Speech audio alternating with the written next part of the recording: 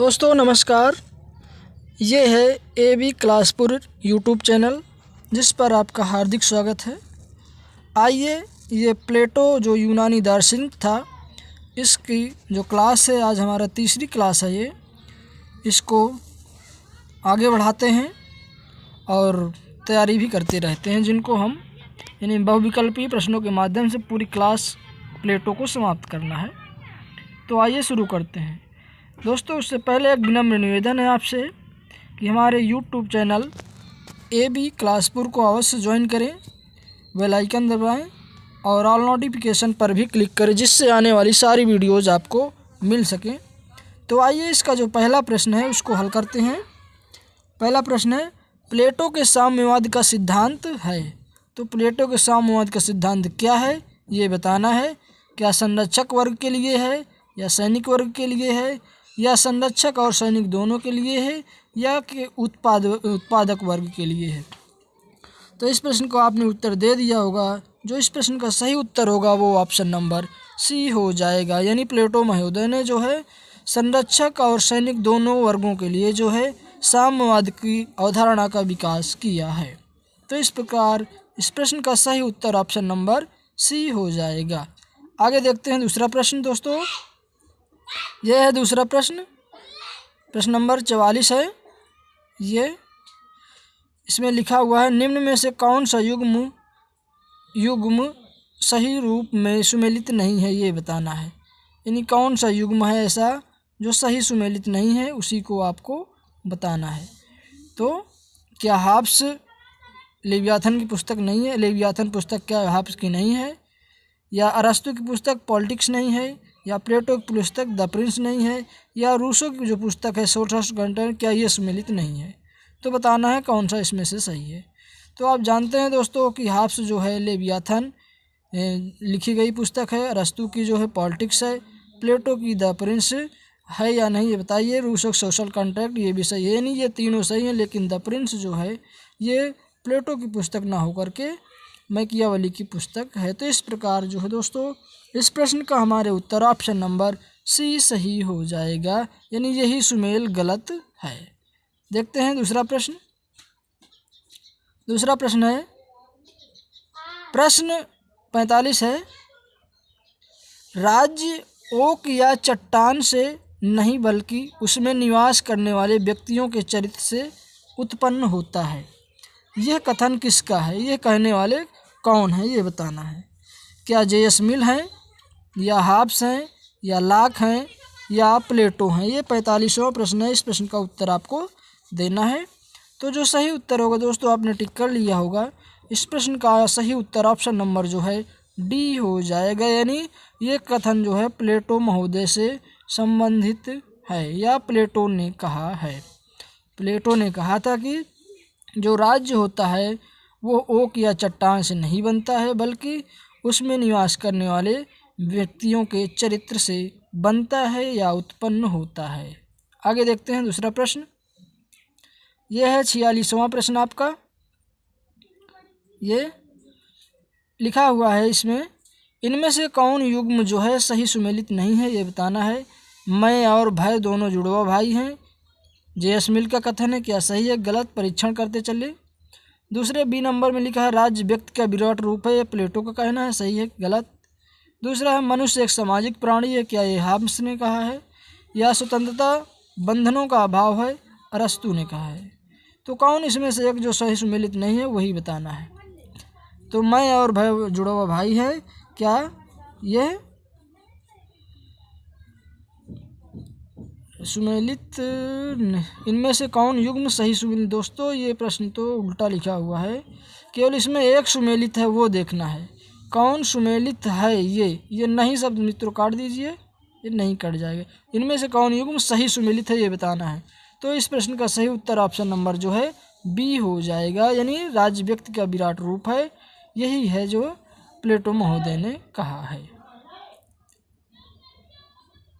स्वतंत्रता बंधनों का भाव है, ये इनका कथन नहीं है। मनुष्य एक सामाजिक प्राणी, ये भी नहीं संबंध है। राज्य व्यक्ति का विराट रूप है, ये है।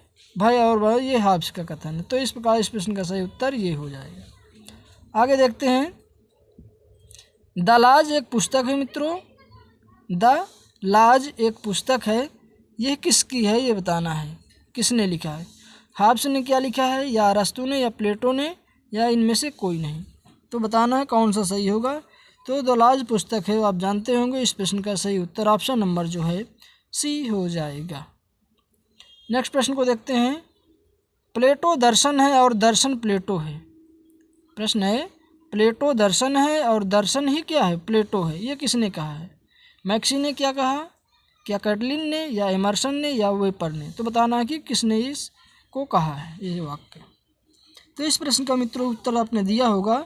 जो सही उत्तर है इसका ऑप्शन नंबर सी हो जाएगा, यानी प्लेटो दर्शन है और दर्शन ही प्लेटो है, ये कहने वाले एमर्सन महोदय हैं। दूसरे प्रश्न को देखते हैं। दर्शन का पाप की संज्ञा प्लेटो को किसने दी है, यानी किसने कहा कि पाप प्लेटो जो है दर्शन का एक क्या है, केवल पाप है, पोप जिसे कहते हैं, ये संज्ञा किसने दी है। तो इसका उत्तर आपने दिया होगा।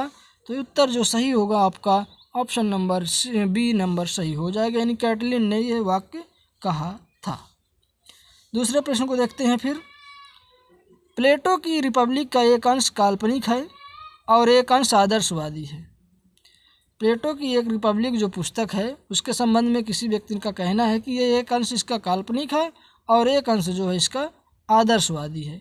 काल्पनिक अंश अमृत है और पुनर्जीवित नहीं होगा, और काल्पनिक है और जो पुनर्जीवित नहीं होगा, लेकिन आदर्शवाद अंश जो है अमर नहीं है। ये किसने कहा है ये बताना, अमर है किसने कहा है ये बताना है।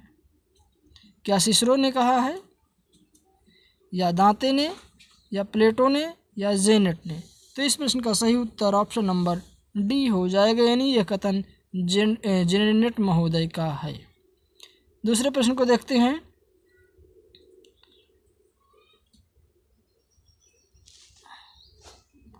यह है दूसरा प्रश्न।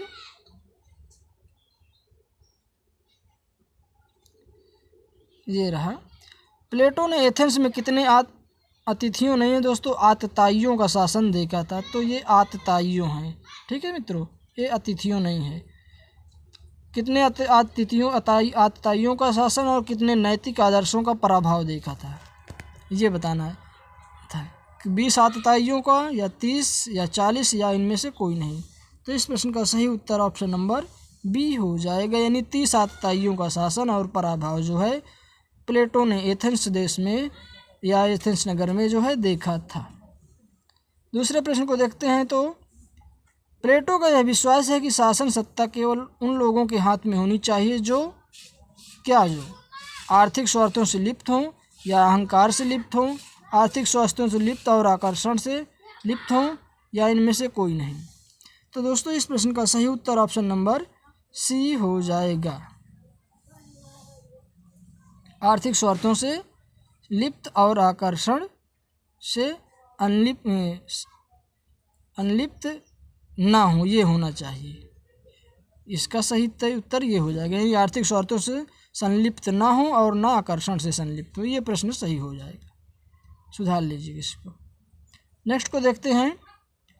उसके ये खून नहीं है मित्रों, ये खून है, खून नहीं है, खूब है। 22 को पढ़िए जी। ये खूब भरे हुए चौड़े कंधों के कारण उसका नाम प्लेटो किस विषय के शिक्षक ने रखा था। तो क्या गणित के, या व्यायाम के, या राजनीति के, या इनमें से किसी के नहीं। तो 53 है। इस प्रश्न का उत्तर जो हो जाएगा ऑप्शन नंबर बी हो जाएगा, यानी व्यायाम के एक टीचर थे, उन्होंने प्लेटो के खूब चौड़े कंधों को देखकर ही उनका नाम प्लेटो रख दिया था। वैसे प्लेटो का जो मूल नाम है आपने दोस्तों देखा होगा, अरिस्टोक्लीज हमने बताया था। दूसरा प्रश्न है। प्लेटो ने जब सुकरात के विद्यालय में प्रवेश किया तो वह कितने वर्ष का था। क्या 10 वर्ष का था, या 20 वर्ष का, या 30 वर्ष का, या 40 वर्ष का। कितने वर्ष का था ये बताना है। तो इसका सही उत्तर ऑप्शन नंबर बी हो जाएगा, यानी 20 वर्ष की आयु में प्लेटो ने सुकरात के विद्यालय में प्रवेश लिया था। अगला प्रश्न है। प्लेटो की सर्वोत्तम कृति क्या है ये बताना है, यानी कौन सी पुस्तक है सर्वोत्तम है। क्या क्रीटो है, क्रिप्टो नहीं है, क्रीटो है, क्या रिपब्लिक है, क्या गॉर्जिया है या फेडो है। तो ऑप्शन नंबर बी इसका सही उत्तर हो जाएगा। यानी रिपब्लिक पुस्तक जो है मित्रों ये प्लेटो की है, जो एक प्रसिद्ध पुस्तक है। अब 55 का बी नंबर सही हो जाएगा। फिर अगला प्रश्न है, सत्य बोलना और दूसरे के ऋण को चुका देना ही न्याय है, ये किसका कथन है? क्या थ्रेसिमेकस का है या सिफालस का है या पॉलीमार्कस का या इनमें से किसी का नहीं? तो क्या उत्तर सही होगा इस प्रश्न का? ऑप्शन नंबर जो है ये बी सही हो जाएगा। यानी सिफालस महोदय ने कहा है कि सत्य बोलना और दूसरे के ऋण को चुका देना ही न्याय है। आगे देखते हैं, शक्तिशाली का हित ही न्याय है, तो ये क्रांतिकारी विचारधारा का समर्थक है जो भी इस कथन को कहने वाला व्यक्ति है। तो किसने कहा है? सेबाइन ने, थ्रेसिमेकस ने, सिफालस ने या पॉलीमार्कस ने? तो ऑप्शन नंबर बी इसका उत्तर सही हो जाएगा। यानी 57 का बी थ्रेसिमेकस ने कहा है कि जो शक्तिशाली होता है उसी के पक्ष में न्याय होता है, इसीलिए उन्होंने कहा कि शक्तिशाली का हित साधन ही न्याय होता है। आगे बढ़ते हैं मित्रों, न्याय एक कला है और न्याय एक कला है और कलर चतुराई के साथ प्रयोग करने, यानी कलर नहीं है, ये कला है।